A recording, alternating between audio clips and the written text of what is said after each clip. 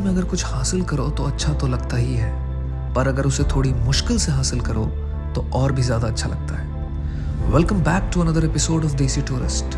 और आज के इस एपिसोड में आइसलैंड के अंदर मैं एक ऐसा काम करने वाला हूँ जो मैंने आज के पहले कभी नहीं किया।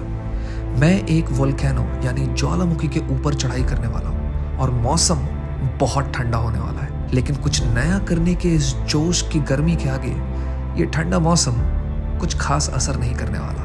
पिछले एपिसोड में आपने स्तुदलागिल कैनियंस देखा था। वहां से बहुत ही खूबसूरत रास्तों से होते हुए मैं इस नई जगह मिवतान लेक के आसपास पहुंचा हूं। और आज के इस खूबसूरत एपिसोड के अंदर आप इसी जगह के कुछ बेहतरीन नज़ारे देखने वाले हैं। Welcome back to another episode of Desi tourist. और आपका स्वागत करता हूं मैं एक बार फिर से एक नए एपिसोड में आइसलैंड से।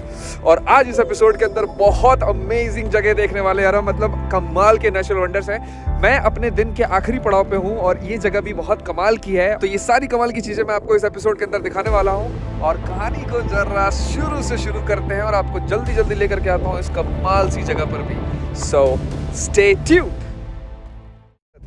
इस वक्त पे मैं एक बहुत से खूबसूरत जगह से क्रॉस कर रहा हूँ। ये जगह जो है वो लेक मिवतान और इसके पहले जहाँ हम रुके थे उन दोनों जगहों के बीच में फर्दर नॉर्थ जहाँ हम जा रहे हैं उस जगह का नाम है लेक मिवतान। और लेक मिवतान के पास ही आज हमारा स्टे है। और इस वक्त पे मैं जहाँ से गुजर रहा हूँ वहाँ पर जो दोनों तरफ जो हरियाली है वो थोड़ी सी फॉल वाले कलर पे आ गई है और वेजिटेशन बहुत ऊंची नहीं है, हल्की सी लो है। So it's looks amazingly beautiful.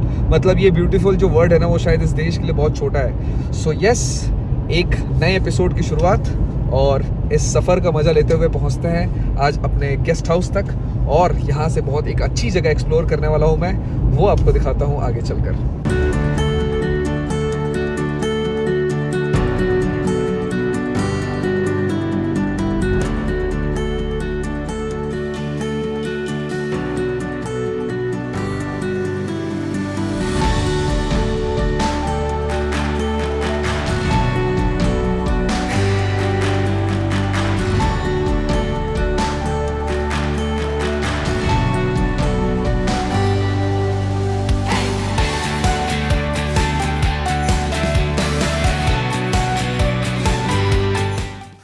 ये रहा 77A जहाँ पर उन्होंने बताया कि आपका वो होगा रूम। अब गाड़ी यहाँ लगा दी है। रूम किस तरफ से है? इस तरफ से या उस तरफ से? नहीं, इधर से तो खिड़कियाँ हैं। तो हमें कमरा मिल गया है। प्रोबेबली आइसलैंड का अभी तक कमरा सबसे बेस्ट है। महंगा भी होगा शायद। प्राइस कितना है वो शुभम को याद होगा क्योंकि उसने बुक किया था। And look at the room, कितना सही लग रहा है बाहर। एंड एक बढ़िया सा फर्नीचर, टेबल चेयर और एक सिंक भी कमरे के अंदर ही, विच इज़ सो कूल। सुबह सुबह ब्रश यहीं होगा। उस तरफ किचन भी है और लिविंग एरिया है, बट वहाँ पे 2 लोग हैं ऑलरेडी क्योंकि कॉमन किचन है जो बैठ के खाना खा रहे हैं। बट ये जो किचन है सिर्फ हम 4 रूम के लिए। अरे ये क्या है? तुलसी? हाँ तुलसी नहीं है, खाना मत। ये बेड तुम्हारा है और व्यू वाला मेरा है। ठीक है, जो भी है खराब मत करो। जो भी नहीं है, कंसेंट पहले वीडियो में क्लियर है। ये तुम्हारा है, वो मेरा है। ठीक है, ले जाओ। लेकिन ओले ओले ओले ओले ओले ओले ले जाओ। ले जाओ, लेकिन अभी बेड को छोड़ोगे नहीं। अगर 2 मिनट के अंदर तुम नहीं आए हम पूरा खराब कर देंगे। हमको मालूम है ना तुम क्या करने जा रहे हो। डील करने की तरफ। So this is the room.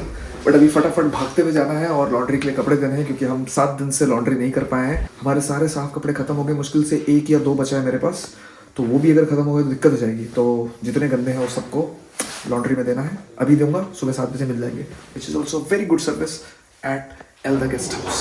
So good morning from the next day. तो ये था किचन वाला एरिया जो मैं आपको रात में नहीं दिखा पाया था बिकॉज यहाँ पर कुछ लोग बैठे हुए थे, डिनर कर रहे थे। So this was the place and यहाँ पर हमने खाना बनाया था। सब कुछ धो धा करके वापस सेट हो गया है और इस जगह पे हमने खाना खाया था। और ये थे 2 कॉमन वॉशरूम्स और ये था हमारा कमरा जिसको हम छोड़ चुके हैं। सो अलविदा टू दिस प्लेस।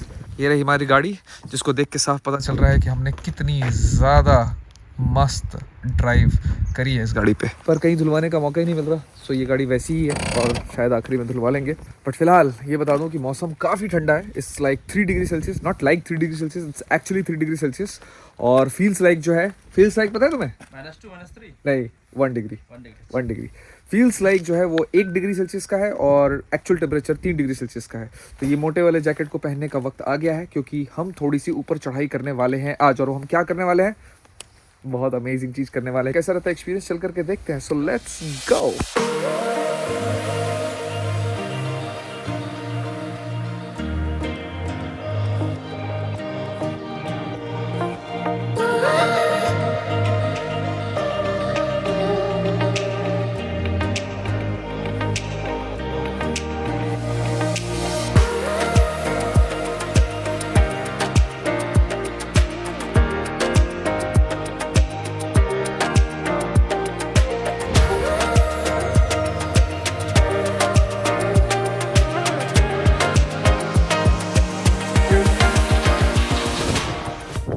गाड़ी lock, all right, all set. वैसे तो मुझे ये टोपी पहनना बिल्कुल पसंद नहीं है, लेकिन आज पहनना पड़ गया यार, क्योंकि आज आइसलैंड चीख चीख कर बता रहा है कि इसका नाम आइसलैंड क्यों पड़ रहा है यार। आज है ठंड, जिसको कहते हैं प्रॉपर ठंड। ऑल राइट, सो वहाँ थी पार्किंग लॉट और अब बस 2 मिनट की डिस्टेंस में यहाँ तक पहुँच गया हूँ मैं। इसका मतलब हाइक जो है उसका स्टार्ट सीधा सीधा पार्किंग लॉट से शुरू होता है। और हाइक किस चीज़ की है?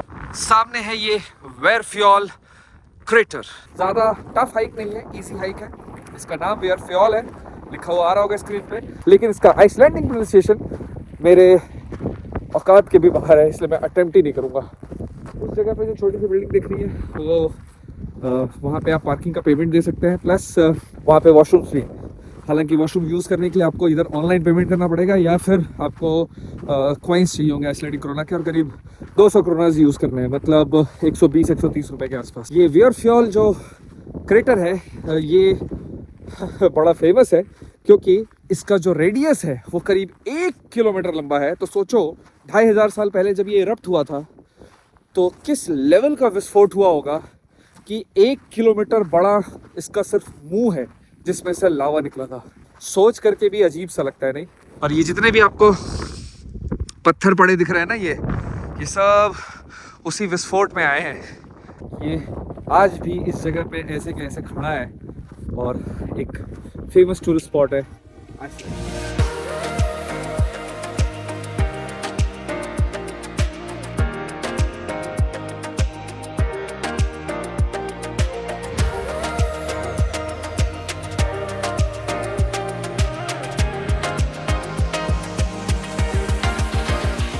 पहुंच गया यहाँ इस क्रेटर के बिल्कुल ऊपर तक। हाइक बहुत ज़्यादा डिफिकल्ट नहीं है, मैं कहूँगा 25 to 35 मिनट्स में आप कंप्लीट कर लोगे इस हाइक को। और ऊपर पहुँचने के बाद आपको ये व्यू मिलता है। एक और क्रेटर था यहाँ पर अस्कया, बट वो हम इस बार नहीं कर पाए बिकॉज प्रॉपर 4x4 व्हील चाहिए उसके लिए और रिवर क्रॉसिंग चाहिए, जो हम नहीं कर सकते थे क्योंकि मैंने कभी वो करी नहीं है। गाड़ी चलाने वाला इकलौता मैं हूँ और मेरे को ही उसका एक्सपीरियंस नहीं है, तो इस बार उसको चेक किया है। बट ये आइसलैंड का पहला ट्रिप है, सिर्फ आखिरी नहीं है। लेकिन इस बार जो मैं कर सकता था उसमें सबसे बेस्ट ये चीज़ थी, ये वाली हाइक। वाह यार, सीरियसली मैंने आज तक कभी भी किसी क्रेटर के अंदर नहीं देखा, ये पहली बार मैं देख रहा हूँ लाइव। फोटोज़ में बहुत बार देखा हूँ, पहली बार लाइव देख रहा हूँ। सोचो 2500 साल पहले ये क्रेटर बना था और उसके बावजूद आज तक ये ऐसे इंटैक्ट खड़ा है। और यहाँ से जहाँ पे मैं खड़ा हूँ, यहाँ से लेकर के उस तरफ की जो दूरी है, ये पूरा जो डायमीटर है वो करीब 1 किलोमीटर से भी ज़्यादा का है। तो सोचो किस लेवल का इरप्शन हुआ होगा यहाँ से कि सिर्फ ये जो मुँह है क्रेटर, ये 1 किलोमीटर वाइड है। 1 किलोमीटर लंबी आग निकल रही थी भाई, यहाँ से वहाँ तक पूरे हिस्से से आग निकल रही थी, लावा निकल रहा था। और आसपास जितना भी एरिया है अगल बगल दूर का, वो सब लावा के फील्ड्स हैं। एक बकेट लिस्ट तो पूरा हुआ मेरा यहाँ पे, क्योंकि मैंने कभी भी किसी प्रॉपर वोल्केनो के ऊपर कदम नहीं रखा था। आज मैं एक ज्वालामुखी के ऊपर खड़ा हूँ, डेड सही, लेकिन यप, दिस इज अमेजिंग।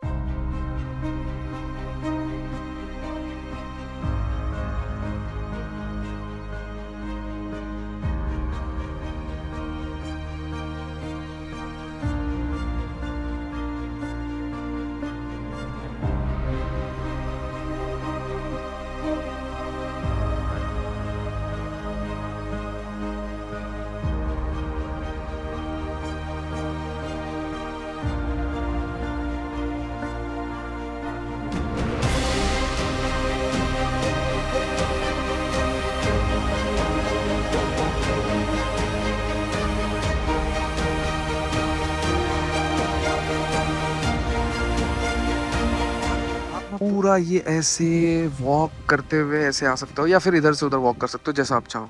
ठीक है, तो मैं एटलीस्ट थोड़े दूर तक तो यहाँ तक तो वॉक करना चाहूँगा। हालांकि मैं वैसे पूरा करना चाह रहा था, लेकिन बारिश और ठंड बहुत, दोनों ही बहुत तेज है। इस बारिश की वजह से मैं गीला हो रहा हूँ थोड़ा थोड़ा, और ठंड इतनी ज़्यादा है कि जो उंगलियों के टिप्स हैं ना मेरे, वो एकदम ऐसे पत्थर से हो गए हैं, मतलब दर्द करने लग गए हैं। तो इस मौसम में इससे ज़्यादा मैं शायद यहाँ पर आ रहा हूँ, तो इसीलिए मैं सिर्फ सोच रहा हूँ कि यहाँ तक वॉक करता हुआ चला जाऊँ और वहाँ से एक बार व्यू देखूँ कि कैसा लगता है। आइसलैंड आए और एक लावा वोल्केनो क्रेटर के ऊपर वॉक नहीं किया तो क्या खाक आइसलैंड आए। तो मेरे इस आइसलैंड ट्रिप में ये एक चीज़ तो पूरी हो गई। नेचर के सामने हमारी क्या बिसात है यार, देखो ये छोटी सी चीज़ है नेचर के लिए। 1 किलोमीटर बड़ा मुंह लावा धधक धधक के निकल रहा था, और उसके सामने इंसान देखो कितने बड़े दिख रहे हैं। ये दिख रहा है छोटे छोटे छोटे चींटियों जैसे इंसान। 2500 साल पहले जो नेचर ने करके रखा हुआ है उसके सामने कितने छोटे से दिख रहे हैं। तो यही औकात है हमारी नेचर के सामने, और इस बात को हमेशा याद रखना चाहिए। मैं ऊपर चलता हुआ और ऊपर आ गया हूँ। उस तरफ बर्फ वाले पहाड़ है और इस तरफ इस तरीके का कुछ नज़ारा है। सो या लुक्स गुड। ज़िंदगी में अगर कुछ हासिल करो ना तो अच्छा तो लगता ही है, लेकिन अगर वो थोड़ी और मुश्किल के साथ हासिल करो तो और ज़्यादा अच्छा लगता है। मैंने ठंड से बहुत भागता हूँ, और इस वक्त पे ना 3 डिग्री सेल्सियस है लिटरली, मतलब मेरे हाथ इस वक्त पे बिल्कुल ख़त्म हो चुके हैं। लेकिन फिर भी मैंने बड़ी हिम्मत दिखा करके इस जगह से यहाँ से वॉक करते हुए बिल्कुल ऊपर, अब तो बहुत ही ऊपर हो गया, वहाँ तक तो दिख ही नहीं रहा है, बिल्कुल वहाँ तक चला गया। मतलब आपको ड्रोन शॉट्स में दिखाई होगा। और ना सिर्फ वहाँ तक गया बल्कि वहाँ पर काफ़ी देर रहा भी, कुछ नहीं तो कम से कम 40-45 मिनट वहाँ रहा। और ऊपर बहुत तेज़ हवा चल रही है, मतलब ये वाला टोपी तो मेरे सिर पे रह ही नहीं पा रहा था, और दस्ताने के साथ मैं इसको लगा भी नहीं पा रहा था, और दस्ताने निकालने का मेरा बिल्कुल मन नहीं कर रहा था क्योंकि बिल्कुल फ्रीजिंग था। तो मैंने अपने कानों को ही ठंड लगने दिया थोड़ा सा, लेकिन हाथ नहीं निकाल सकता था क्योंकि एक बार अगर ये फ्रीज हो जाता ना तो ना तो मैं ड्रोन उड़ा पाता, ना मैं ये फ़ोन पकड़ पाता। अभी वेदर इससे भी ज़्यादा ख़राब हो सकता है यहाँ पर, लेकिन ये भी बहुत डिफ़िकल्ट वेदर था। और इस डिफ़िकल्ट वेदर के बावजूद मैं इस क्रेटर के ऊपर हाइक कर पाया, चढ़ पाया। ये मेरे कंफर्ट जोन के बहुत बाहर है। अब लोगों को लगता होगा कि यार तुम इतना घूमते हो, इतना इधर उधर जाते हो, तो ये तो तुम्हारे लिए छोटी बात होगी। नहीं जी, मेरे लिए ये बहुत बड़ी बात है, क्योंकि मैं एकदम कंफर्ट जोन में रहता हूँ अपने। जहाँ तक ठंड का सवाल है, मैं बहुत अनकंफर्टेबल हूँ ठंड का सामना करने में, और इसीलिए मैं इन जगहों को आज तक नहीं घूम पाया हूँ, बिकॉज मुझे ठंड से बड़ी दिक्कत है। बट वो कहते हैं ना, असली मज़ा कंफर्ट जोन के बाहर ही है। तो फाइनली आज मैंने इस ठंड में, इतनी सुलगती ठंड में, क्योंकि बिल्कुल ऐसा फील हो रहा हाथों में जैसे आग लग गई है, तो सुलगती ठंड में मैं इस क्रेटर के ऊपर हाइक कर पाया। मेरे लिए पर्सनली बहुत बड़ा अचीवमेंट है। So I am very very thankful to nature, this beautiful view and this beautiful crater. Not so beautiful black, but I would still like to call it beautiful, because ये crater मेरी ज़िंदगी का पहला लावा crater है, पहला volcano crater है जिसके ऊपर मैंने वॉक किया है। So this will always remain special. So thank you to वेयर फियल, जो भी प्रोनाउंसिएशन है, थैंक्स टू यू। एंड इस कंफर्ट जोन के बाहर जाने का मज़ा ही कुछ और है, क्योंकि अभी जैसा फील हो रहा है मुझे, अगर ये मैं कंफर्टेबल वेदर में करता या नहीं करता इस वेदर में और डर के नीचे चला जाता, तो शायद मुझे उतना अच्छा नहीं लगता। और इसीलिए मैंने अपना नाम देसी ट्रैवलर नहीं रखा है, देसी टूरिस्ट रखा है, क्योंकि ट्रैवलर जो होते हैं ना बहुत प्रो लेवल होते हैं भाई, और मैं अपने आप को टूरिस्ट की कैटेगरी में रखता हूँ अभी भी, बट स्लोली जा रहा हूँ। सो या that's it from this place. I hope आप लोगों को अच्छा लगा होगा, मुझे तो बड़ा मज़ा आया। और अब चलते हैं अगले प्लेस पर, या देखते हैं इस मौसम में कहाँ क्या कर सकते हैं, बिकॉज अभी दिन काफ़ी बाकी है। That's it from this place, let's go to next spot पर आ गए हैं, लेकिन यहाँ तो बर्फबारी हो रही है भैया, बर्फबारी लिटरली। मतलब let's see how this next spot looks like, जो कि पुराने पहले वाले स्पॉट से सिर्फ 20 मिनट की ड्राइविंग डिस्टेंस पर था। Let's see how it goes. Alright, so इस वाले स्पॉट पे पहुंच चुके हैं, बिल्कुल पार्किंग के सामने यहाँ पर एक व्यू पॉइंट बना हुआ है। अरे बाप रे बाप, बर्फ तो प्रॉपर गिर रही है भाई, देख रहे हो, प्रॉपर बर्फ गिर रही है। इस मौसम में ये करने का कोई मतलब नहीं बनता है, लेकिन एक बार तो देखना ही था। ये जो जगह है ये भी क्रेटर ही है, और एक क्रेटर मैं कर चुका हूँ, बट ये भी एक बार देखना चाहता था। Let's see how it looks like. ये यहीं से दिखता है, और इसमें तो पानी है। ओ हाँ, इसमें तो पानी होता है। ओके,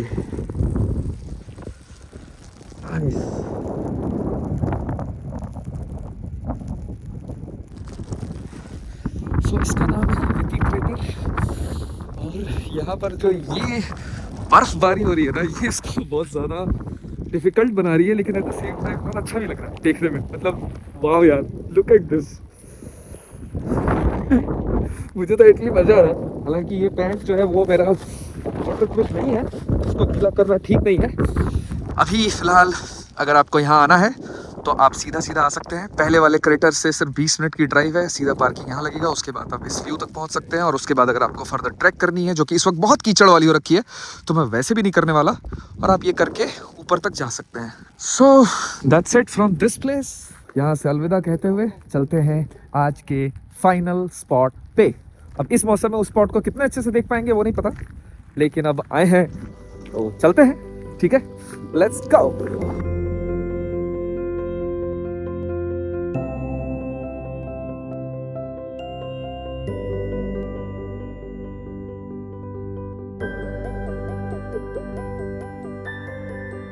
हम पहुंच रहे हैं अपने अगले डेस्टिनेशन की तरफ, जो कि ऑलरेडी दिखना शुरू हो गया है। और ये ड्राइव जो है पिछले विटी क्रेटर से सिर्फ 10 मिनट की होगी मुश्किल से।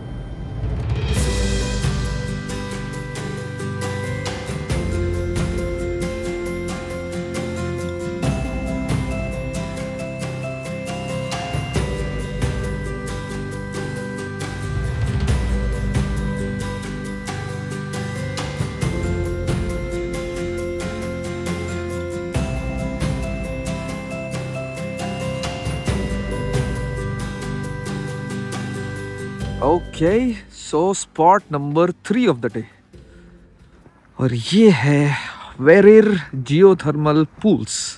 जमीन के अंदर जो ये पानी है ना, पानी उबल रहा है लिटरली, और देख रहे हो हर जगह से भाप निकल रहा है।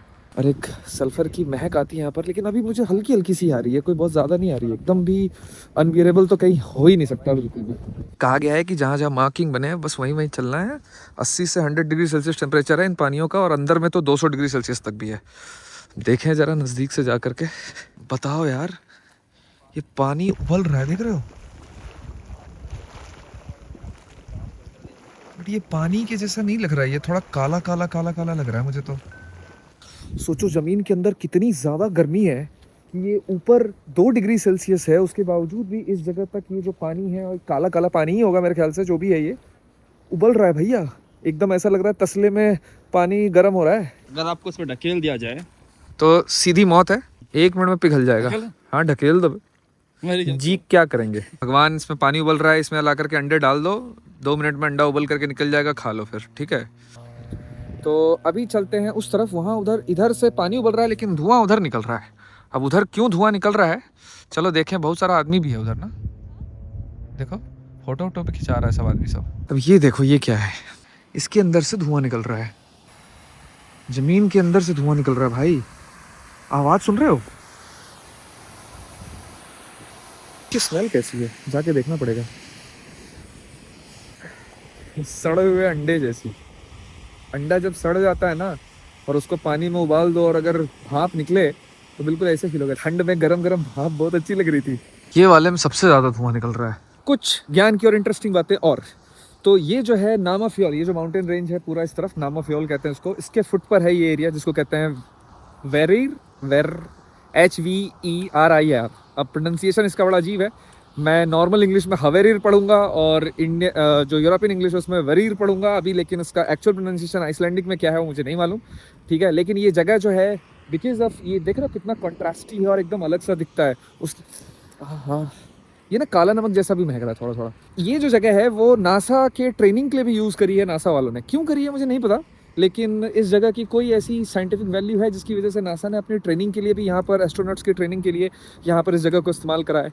कई सारे मूवी में इस जगह को इस्तेमाल किया गया है, मार्स दिखाया गया है, और शायद गेम ऑफ थ्रोन्स में भी कहीं पर इसको दिखाया गया। मैं गेम ऑफ थ्रोन्स मैंने बिल्कुल भी नहीं देखा है, I am not a fan. But यार देखो कितना अमेजिंग, मतलब ये दिख रहा है नहीं।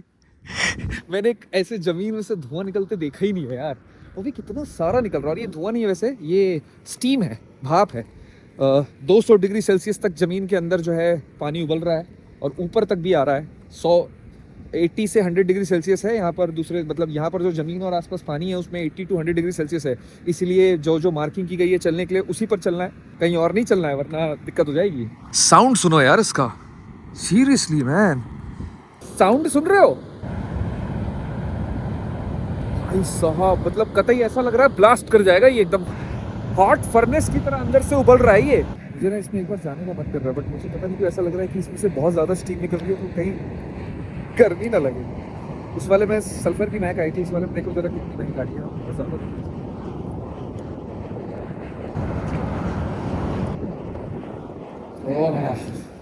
बहुत गर्म है भाई ये, अगर एकदम स्क्रीन के बीच में आ गया ना तो नाक में सब जल जाएगा भाई।